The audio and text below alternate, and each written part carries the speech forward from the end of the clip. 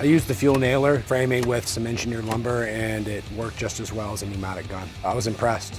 With the Milwaukee nailer, I've noticed the power is significant. It penetrates the engineered lumber great, not having to come back through and hammer it down, one shot and done. I did some half-inch sheeting on some LSL and I had no problem driving them. Even when I sped up my nailing, I had no problem keeping consistency. Efficiency is the name of the game, and I think the fuel nailer, having the bump fire mode is a huge help.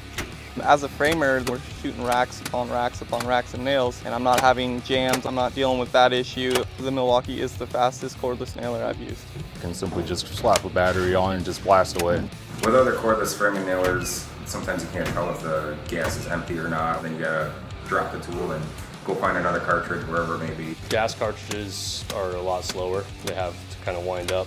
I don't need to change the gas cartridge. All I have to do is change the battery. It's nice that with the Milwaukee nailer, you can get the extended magazine. I can load 2 racks of nails in there. It's saving seconds on the day, which saves hours on the week. I think the Milwaukee fuel nailer is engineered for professionals. The quality of the gun is made for a job site. It was the first one that I really felt could actually compete with a pneumatic nailer. That was really exciting to see. The adjustability of the depth, the power, the bump fire definitely makes me more efficient. I like everything about it. I think Milwaukee's nailed all the really important parts about a product like that.